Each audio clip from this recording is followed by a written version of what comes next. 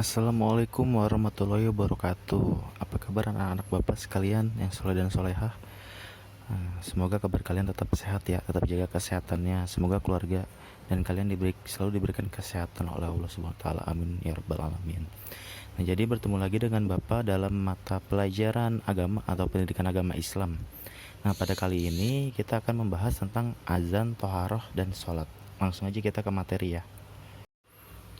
Nah, jadi yang pertama yang akan kita bahas yaitu tentang azan dan iqomah. Nah, jadi apa sih itu azan? Nah, jadi azan adalah seruan atau panggilan kepada umat-umat muslim atau orang-orang yang beriman terhadap waktunya sholat gitu ya. Dan ada lafaznya tertentu. Dan ada lafaz tertentunya. Nah, sedangkan kalau iqomah itu ada pemberitahuan bahwa sholat akan segera dilaksanakan. Ya. Nah, apa aja sih keutamaan azan? Nah, jadi berdasarkan hadis dari Rasulullah SAW bahwasanya beliau bersabda, tidaklah ada makhluk yang mendengar suara muazin dari kalangan jin dan manusia atau lainnya kecuali ia akan menjadi saksi baginya di hari kiamat kelak. Nah, jadi orang yang azan ini akan mendatangkan banyak saksi.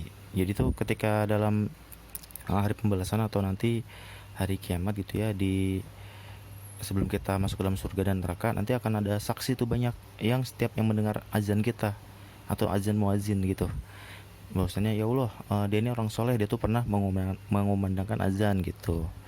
Itu keutamaannya. Lalu yang kedua itu mendapatkan pahala yang besar.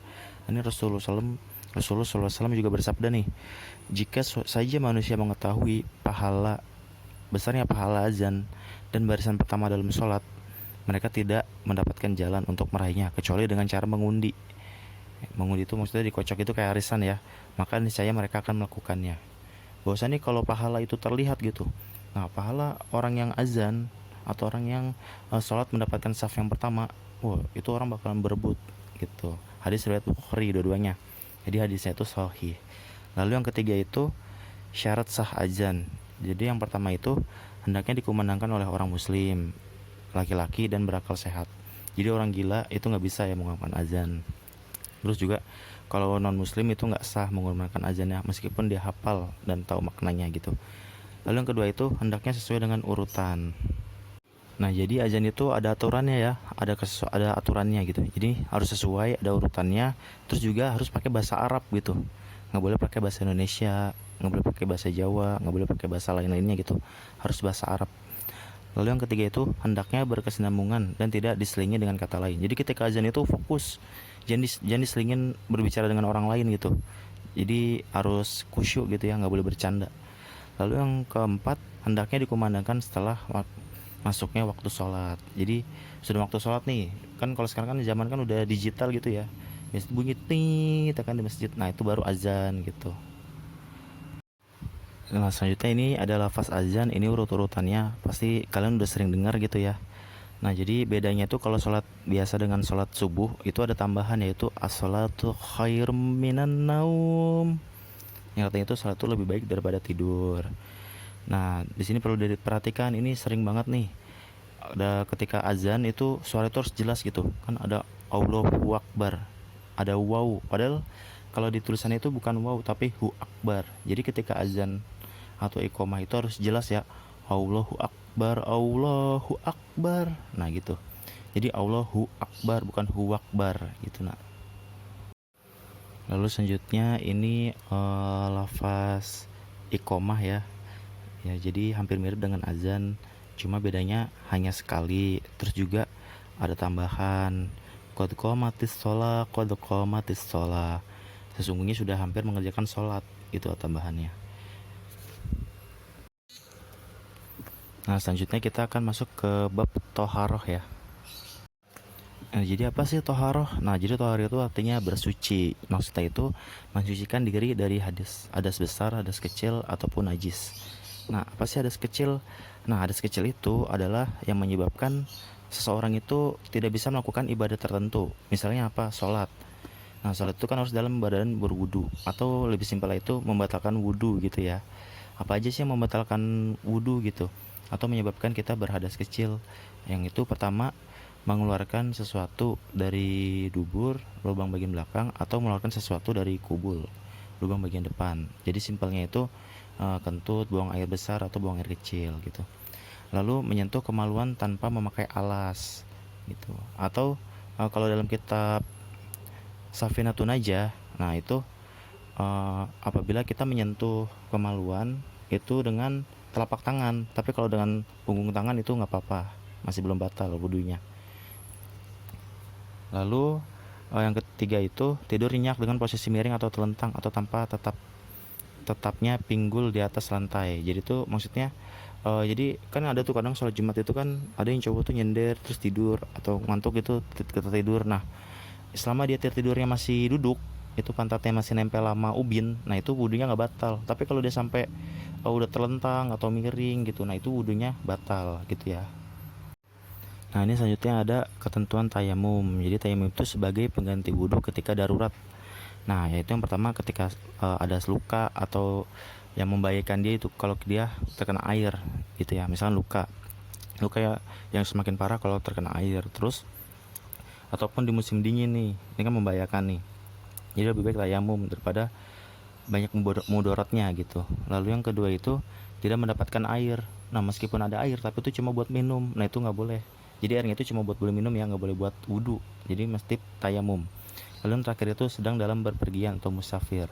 Tapi kalau ketika kalian sedang mudik itu jangan tayamum ya, karena kan air masih ada gitu. Jadi tayamum itu benar-benar nggak ada air gitu.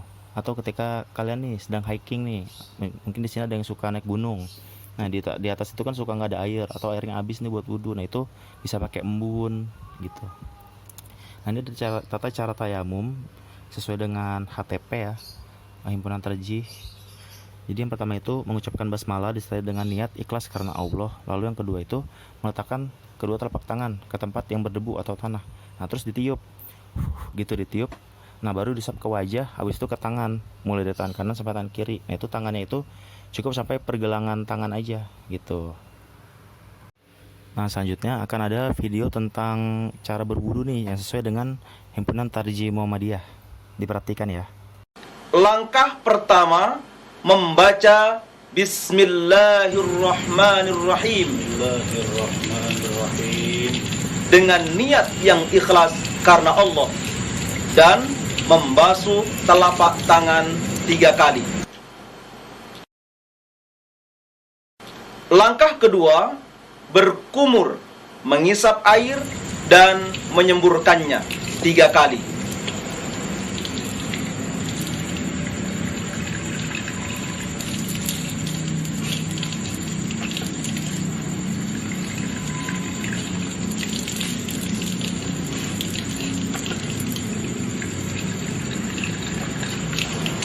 Langkah ketiga, membasuh seluruh muka 3 kali.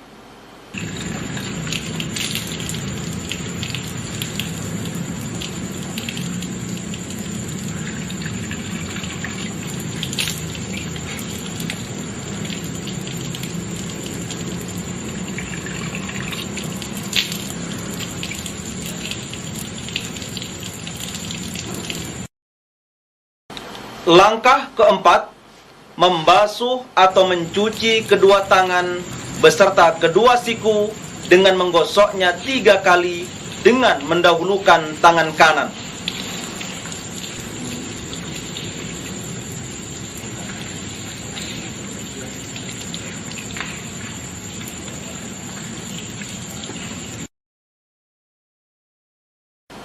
Langkah kelima, mengusap kepala dengan menjalankan kedua telapak tangan dari ujung muka kepala hingga tengkuk dan mengembalikan kedua telapak tangan itu seperti semula. Setelah itu, mengusap kedua telinga.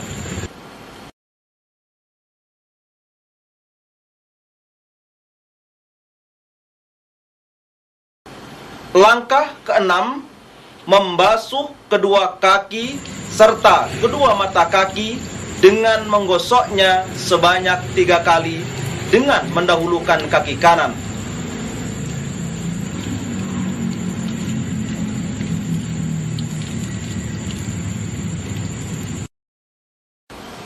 Langkah ketujuh, mengucapkan Asyhadu an la ilaha illallah wahdahu la syarika lah wa asyhadu anna Muhammadan abduhu wa rasuluh.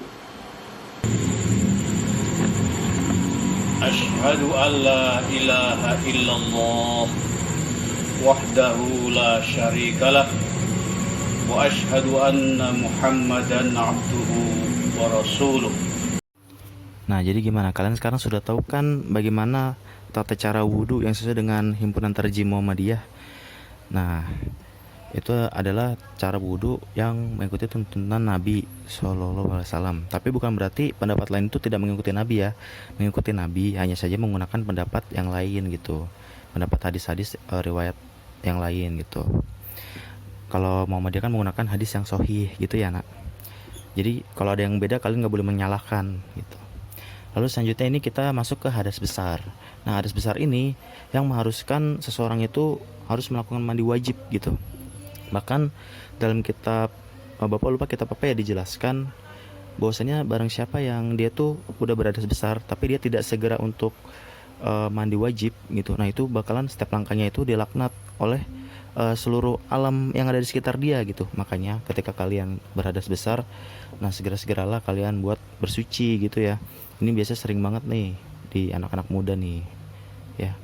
Nah, apa aja sih yang menyebabkan kita berhadas besar? Di antaranya yaitu mengeluarkan air mani atau sperma gitu. Baik keadaan sadar ataupun tidak. Misalnya dalam keadaan mimpi basah gitu, itu kan nggak sadar, ataupun dengan keadaan sadar. Lalu yang kedua itu hubungan suami istri. Nah, baik yang disertai dengan keluarnya air mani ataupun belum. Lalu yang ketiga itu terhentinya haid dan nifas bagi perempuan. Nah, lalu selanjutnya ini ada tata cara mandi wajibnya, yaitu yang pertama niat ikhlas karena Allah Subhanahu wa taala dan mengucapkan kalimat basmalah dalam hati. Kenapa dalam hati? Karena kita sedang di dalam kamar mandi gitu. Jadi sebagai adab kita kepada Allah Subhanahu wa taala. Nah, kamar mandi itu kan tempat yang kotor. Jadi nggak pantas gitu kita menyebutkan lafaz Allah. Jadi kalian tuh jangan pernah gitu ya sholawatan, zikir di kamar mandi gitu. Karena itu tempatnya bukan tempat yang cocok gitu ya. Terus gimana Pak kalau baca doa sebelum masuk kamar mandi? Nah, itu bacanya itu sebelum masuk kamar mandi, di depan pintu kamar mandi gitu dibacanya gitu ya nak. Jadi memantaskan lah, jagalah adab kita kepada Allah Subhanahu wa taala gitu. Nah, habis itu membersihkan kemaluan menggunakan tangan kiri, lalu berwudu seperti wudu biasa gitu yang tadi yang sudah kalian pelajari. Lalu mengusap kepala dan memasukkan jari-jari tangan pada pangkal rambut atau keramas gitu. Nah, ini bisa pakai sampo gitu, wangi-wangian. Lalu selanjutnya itu menyiram kepala sebanyak 3 kali, kemudian diratakan ke seluruh tubuh sambil digosok-gosok gitu. Mulai dari bagian tubuh kanan, terus tubuh kiri gitu ya, dari atas. Jadi kanan dulu, terus kiri dulu. Nanti di akhirnya itu membasuh kedua kaki. Pertama itu kaki kanan, terus kaki kiri gitu ya. Sekarang udah tahu kan cara mandi wajib yang benar. Nah, selanjutnya itu ada najis. Kalau najis ini terbagi menjadi 3. Yang pertama itu najis ringan atau mukhafafah. Nah, najis ringan ini biasanya itu contohnya itu dari air kencing gitu ya, air kencing dari laki-laki, dari bayi laki-laki yang belum makan apa-apa kecuali masih minum ASI dari ibunya. Nah, itu jadi najisnya itu masih apa ya, air kencingnya itu masih najis ringan gitu. Nah, itu bisa cukup dibasahin aja gitu, diguyur dengan air itu udah cukup, atau dipercikan air gitu ke tempat yang terkena najis itu udah cukup. Lalu yang kedua itu ada najis sedang.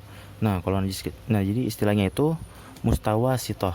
Nah, ini tuh harus dibersihin, digosok sampai benar-benar bersih. Bahkan dalam suatu kitab itu dikatakan, Bapak lupa kitab apa. Nah, dikatakan najis itu udah hilang apabila tidak berbau, tidak berasa, dan tidak berwarna gitu ya. Nah, contoh najis sedang itu apa aja? Darah, terus bangkai binatang darat, terus potongan daging dari binatang yang masih hidup. Jadi potongan binatang maupun itu bangkai maupun masih hidup itu najis gitu ya kalau kena tubuh kita gitu. Terus kotoran manusia atau binatang, terus dan khamar gitu atau minuman keras. Lalu selanjutnya itu najis berat atau mughalladah. Nah, jadi kalau mughalladah ini adalah air liur anjing gitu ya. Nah, kita tuh cara membasuhnya itu harus dibasuh dengan air sebanyak 7 kali, dan salah satunya itu harus dicampur dengan debu atau tanah yang suci, baru kita bisa hilang najis berat itu gitu ya. Selanjutnya itu sholat fardu dan sholat sunnah. Kita langsung aja ke pembahasan. Nah, sholat itu apa sih? Kita kan sering banget tuh dengar sholat ya. Nah, jadi sholat itu kalau secara bahasa artinya doa. Maka sholat itu isinya ya doa-doa kita itu sebenarnya. Doa khusus atau individu gitu ya. Nah, terus kalau secara istilah itu ibadah yang terdiri dari ucapan dan perbuatan tertentu yang diawali dengan takbiratul ihram. Nah, takbiratul ihram itu artinya takbir yang mengharamkan kita untuk melakukan apa-apa selain gerakan sholat gitu. Itu ada di kitab Kasyifatus Saja karangan Syekh Imam Nawawi dan diakhiri dengan salam. Nah, salam ini adalah yang menghalalkan kita kembali untuk melakukan hal-hal selain gerakan sholat gitu. Jadi ketika sholat nih bertakbir yang pertama ya kan, assalamualaikum warahmatullahi wabarakatuh. Nah, itu udah, kalian tuh udah selesai sholatnya. Jadi ketika salam satu kali itu kalian kentut berut ya kan. Nah, itu udah nggak apa-apa, sholatnya masih sah gitu ya. Nah, kalau salam yang kedua itu adalah sunnah gitu. Lalu keistimewaan sholat itu diantaranya ibadah yang pertama kali diwajibkan oleh Allah Subhanahu Wa Taala ketika turunnya syariat nih. Ketika Rasulullah itu Isra Mi'raj, ibadah yang pertama kali yang diwajibkan itu adalah sholat. Lalu yang kedua itu merupakan tiang agama. Jadi barang siapa yang mendirikan sholat sama saja dia menegakkan agama Allah gitu. Lalu yang ketiga itu amalan yang pertama kali dihisap oleh Allah Subhanahu Wa Taala. Jadi yang pertama kali yang ditimbang itu adalah sholat kita gitu. Nah, ada nih dalil tentang wajibnya sholat. Allah SWT berfirman dalam Quran surat Al-Baqarah ayat 43. A'udzubillahi minasyaitonirrajim. Bismillahirrahmanirrahim. Wa aqimus sholata wa atuz zakah. Wa atuz zakata warka'u ma'ar raki'in. Artinya, tegakkanlah sholat, tunaikanlah zakat, dan rukuklah berserta orang-orang yang ruku. Jadi di sini adalah fi'il amr ya, perintah. Tegakkanlah sholat, jadi wajib. Tegakkanlah zakat. Lalu ada nih peringatan bagi orang yang meninggalkan sholat dengan sengaja gitu. Dari Abu Sufyan, dari Jabir, bahwasanya Rasulullah SAW bersabda, sesungguhnya yang memisahkan antara seorang laki-laki dengan kesyirikan dan kekufuran adalah meninggalkan sholat. Jadi maksudnya di sini meskipun yang di sini itu dikatakan seorang laki-laki, bukan berarti perempuan enggak ya. Jadi maksudnya itu laki-laki dan perempuan gitu. Cuma kan kalau perempuan itu kan kadang ada waktu tertentu dia itu ada bonus lah gitu ya istilahnya. Ya. Jadi ketika haid dia kan nggak boleh emang diharamkan untuk sholat. Tapi ketika haidnya sudah berhenti, nah itu harus buru-buru mandi wajib gitu untuk melaksanakan ibadah-ibadah wajib lagi. Jadi kalau dia tuh nggak mandi wajib itu dosanya double ya, padahal udah selesai. Jadi pertama dia nggak segera mandi wajib yang tadi sudah Bapak jelaskan tuh dalam suatu kitab. Lalu yang kedua itu dia tuh ya lalai meninggalkan kewajiban gitu. Jadi segera mandi wajib gitu ya, jangan ditunda-tunda. Selanjutnya syarat sah dan membatalkan sholat. Yang membatalkan sholat, jadi pertama syarat sahnya itu sudah memasuki waktu sholat, suci dari hadas, suci dari najis. Jadi hadas maupun hadas besar atau hadas kecil, terus suci dari najis, baik itu di tubuh kita, di pakaian atau di tempat sholatnya, terus menutup aurat, terus menghadap kiblat. Dan yang membatalkan sholat itu diantaranya meninggalkan salah satu rukun sholat. Kan rukun sholat itu kan ada takbiratul ihram, ya kan, terus al-fatihah gitu, sampai duduk sampai tahiyat akhir gitu ya. Tahiyat akhir itu jadi al-fatihah dan tahiyat akhir itu adalah rukun, jadi wajib dibaca. Lalu kedua itu tidak terpenuhi salah satu syarat sah sholat tadi, yang syarat sah sholat tadi itu yang di atas. Lalu mengucapkan sesuatu di luar bacaan sholat yang memiliki makna gitu, misalkan pokoknya ngomong deh, misalnya kalau a, nah itu masih nggak batal gitu, kecuali yang ada makna gitu ya. Tapi jangan kayak gitu juga, itu namanya mempermainkan sholat gitu, nggak khusyuk. Lalu yang terakhir itu tertawa. Terus yang kelima itu bergerak di luar dari gerakan sholat. Tadi yang takbiratul ihram kan sudah Bapak jelaskan, mengharapkan kita untuk melakukan sesuatu selain gerakan sholat. Lalu yang saja itu makan dan minum. Jadi ketika kumur-kumur nih harus diperhatikan nih nak. Ketika kumur-kumur itu benar-benar dibersihkan tuh, jangan sampai ada sisa makanan lagi. Takutnya ketika kita sedang sholat ada sisa makanan ketelan, nah itu batal tuh. Jadi nggak boleh makan dan minum gitu. Nah kalau habis wudhu gimana? Kalau habis wudhu tuh minum air putih nggak apa-apa, kan nggak ada rasanya gitu. Tapi kalau udah berasa, takutnya nanti ketika sholat, wah ini masih berasa, ketelun, kan jadinya batal gitu ya. Dan kalau udah batal sholat, ya wudhu ulang, sholat ulang gitu. Lalu selanjutnya itu yang ketiga, hikmah sholat itu mengingatkan kita kepada Allah SWT. Kan kita sholat 5 waktu, jadi setiap hari kita mengingat Allah gitu. Lalu yang kelima itu melatih seseorang untuk tenang dan bersyukur kepada Allah SWT. Lalu yang ketiga, mencegah berbuat keburukan karena kita selalu mengingat Allah. Lalu yang keempat, sebagai penolong bagi orang yang beriman. Nah, selanjutnya ini ada macam-macam sholat sunnah, yaitu pertama ada sholat sunnah setelah wudhu 2 rakaat, terus sholat tahiyatul masjid ketika masuk masjid itu sholat 2 rakaat, terus ada juga sholat rawatib, yaitu sholat sunnah sesudah dan sebelum sholat fardu atau sholat wajib. Nah, itu semua sholat wajib itu ada qobliyahnya, tapi ada yang nggak ada badiahnya. Yang ada badiahnya itu sholat asar dan sholat subuh. Jadi setelah sholat subuh atau sholat asar tuh kalian jangan sholat badiah gitu. Lalu selanjutnya itu sholat tahajud, sholat malam, tapi syaratnya itu kita harus tidur dulu nih. Misalnya habis sholat isya, kita tidur dulu 5 menit, 10 menit atau lama, yang penting tuh kita tertidur gitu sampai nggak sadar, nah terus tuh bangun. Nah, maka ini ganjarannya, pahalanya itu besar karena dimana kita itu mengingat Allah sedangkan orang lain itu sedang lalai gitu, sedang tidur. Lalu selanjutnya itu sholat duha. Sholat duha itu sekitar pukul jam 7 pagi hingga menjelang siang gitu ya. Kelipatannya 2, jadi 2 rakaat salam, 2 rakaat salam gitu. Lalu sholat safar, yaitu sholat sebelum kita berpergian jauh gitu. Jadi sebelum meninggalkan rumah, kita sholat sunnah 2 rakaat. Lalu selanjutnya itu sholat istiqoroh, yaitu sholat meminta petunjuk. Lalu ada sholat id atau sholat hari raya, yaitu idul adha, idul fitri. Nah, ini ada tata caranya. Yang pertama itu melaksanakan secara berjamaah. Terus yang pertama itu takbirnya itu sebanyak 7 kali. Terus yang kedua itu takbirnya itu sebanyak 5 kali. Nah, takbirnya itu membaca subhanallah walhamdulillah wala ilaha illallah wallahu akbar gitu ya. Lalu yang ketiga itu tidak didahului dengan azan dan iqamah.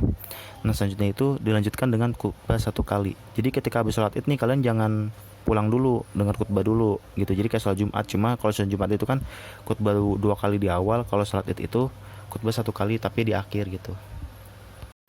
Nah, ini selanjutnya yang sudah kalian tunggu-tunggu nih, tugas. Nah, coba diperhatikan ya tugasnya. Jadi tugasnya itu dikerjakan di kertas lembar gitu. Nah, ini kalau Bapak itu minta kalian nulis ayat gitu. Nah, itu masuk ke nilai keterampilan. Jadi benar-benar ditulis gitu ya. Nanti kalau nggak nilai keterampilan kalian itu kosong gitu. Jadi ini benar-benar dikerjakan gitu sebagai latihan. Karena nanti ulangan juga nggak jauh dari sini, dari soal-soal latihan gitu. Silakan dikerjakan ya, Nak. Semangat belajarnya. Semoga kalian sukses. Nah, terima kasih. Mungkin itu yang bisa Bapak sampaikan untuk pertemuan kali ini. Untuk kurangnya Bapak mohon maaf ya. Bila fisabilillah fastabiqul khairat. Wassalamualaikum warahmatullahi wabarakatuh. Nah, ini kalau ada pertanyaan silakan tanya ke Bapak. Untuk video sholatnya, nah ada di setelah ucapan terima kasih ini ya. Jadi jangan keluar dulu, tolong diperhatikan.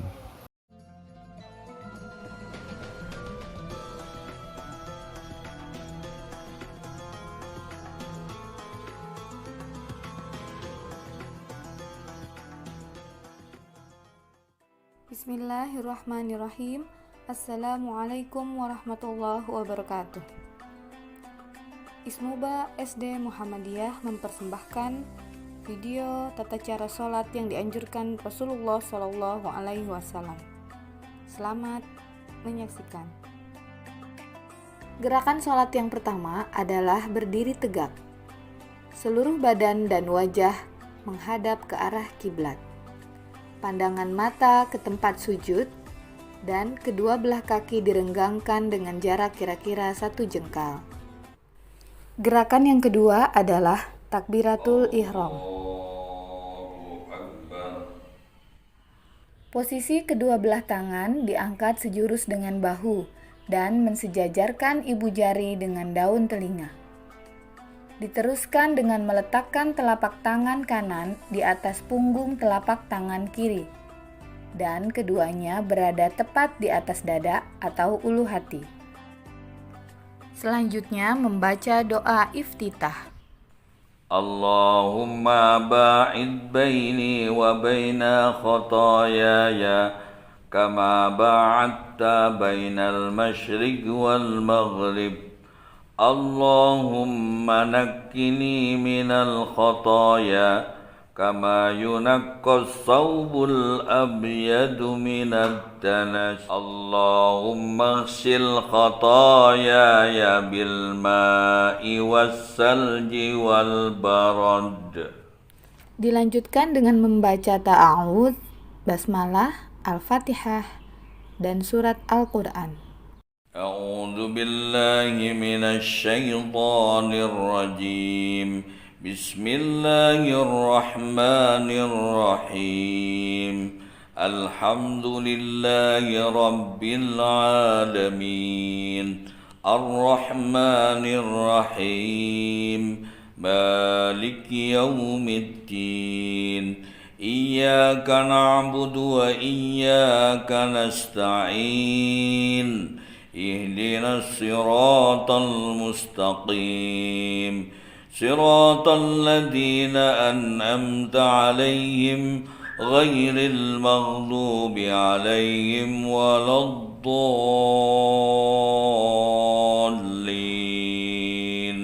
آمين. بسم الله الرحمن الرحيم قل هو الله أحد الله الصمد لم يلد ولم يولد ولم يكن له كفوا أحد. Selanjutnya adalah gerakan ruku. Dengan cara membungkukkan separuh badan, punggung dan leher membentuk garis lurus, kedua telapak tangan yang direnggangkan diletakkan pada lutut, dengan kedua lengan tangan dibuat selurus mungkin. Setelah dalam keadaan ruku, membaca tasbih. Allahu Akbar. Subhanaka Allahumma Rabbana wa bihamdika Allahumma ghfirli. Selanjutnya adalah i'tidal. Bangkit atau bangun dari ruku dan berdiri lurus kembali dengan mengangkat tangan. Sami Allahu liman hamidah. Rabbana walakal hamd. Gerakan selanjutnya adalah sujud. Bertakbirlah tanpa mengangkat tangan menuju gerakan sujud dengan meletakkan kedua lutut lebih dahulu, lalu kedua tangan. Kemudian letakkan wajah, dahi, dan hidung. Allahu Akbar. Subhanaka Allahumma Rabbana wa bihamdika Allahumma ghfirli. Selanjutnya, duduk di antara dua sujud sambil mengucap takbir. Allahu Akbar. Duduk di atas bentangan kaki kiri dengan menjadikan kaki sebagai firosh atau alas. Sementara telapak kaki kanan ditegakkan dengan jari-jari kaki kanan menghadap kiblat. Allahu Akbar.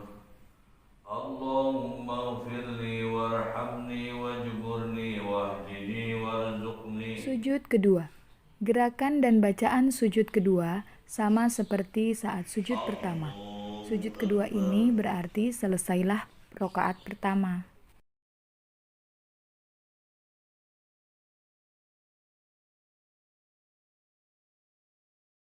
Rakaat kedua. Pada rakaat kedua, gerakan dan bacaannya sama seperti rakaat pertama. Hanya ada perbedaan yaitu dalam rakaat kedua tangan tidak diangkat seperti pada rakaat pertama. Cukup membaca takbir dan langsung membaca surat Al-Fatihah dan surat Al-Quran tanpa doa iftitah. Untuk rakaat yang lebih dari 2 rakaat, maka pada akhir rakaat kedua sebelum berdiri melakukan duduk tasyahud awal. Allahu Akbar. At-tahiyyatu lillahi was-salawatu wat-tayyibat. Assalamu alayka ayyuhan nabiyyu wa rahmatullahi wa barakatuh. Assalamu alayna wa ala ibadillahi salihin. أشهد أن لا إله إلا الله وأشهد أن محمدا عبده ورسوله اللهم صل على محمد وعلى آل محمد كما صليت على إبراهيم وآل إبراهيم وبارك على محمد وعلى آل محمد كما باركت على إبراهيم وآل إبراهيم إنك حميد مجيد. Berdiri rokaat ketiga. Gerakan dan bacaan sama, namun untuk sholat maghrib 3 rokaat, gerakan rokaat ketiga diakhiri dengan duduk tasyahud akhir, ditutup dengan salam. Rokaat keempat. Bila sholat yang kita laksanakan adalah 4 rokaat, zuhur, asar, isya, maka di rokaat ketiga dilanjutkan dengan rokaat keempat, diakhiri dengan tasyahud akhir dan salam.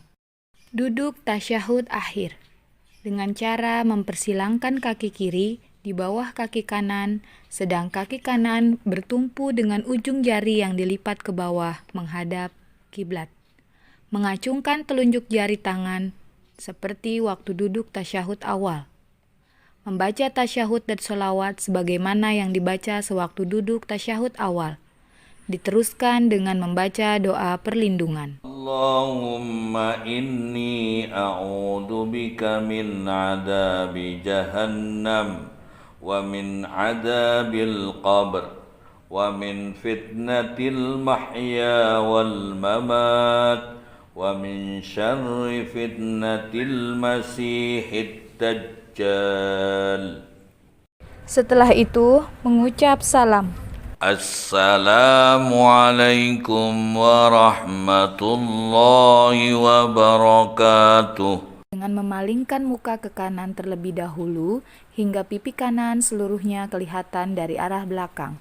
Kemudian salam lagi dengan menoleh atau memalingkan muka ke kiri hingga terlihat pipi kiri. Assalamualaikum warahmatullahi wabarakatuh. Sekian, terima kasih. Semoga kita semua senantiasa diberi kesempatan beribadah dan semoga ibadah kita menjadi berkah dan rahmat dari Allah Subhanahu wa taala. Amin ya rabbal alamin. Wassalamualaikum warahmatullahi wabarakatuh.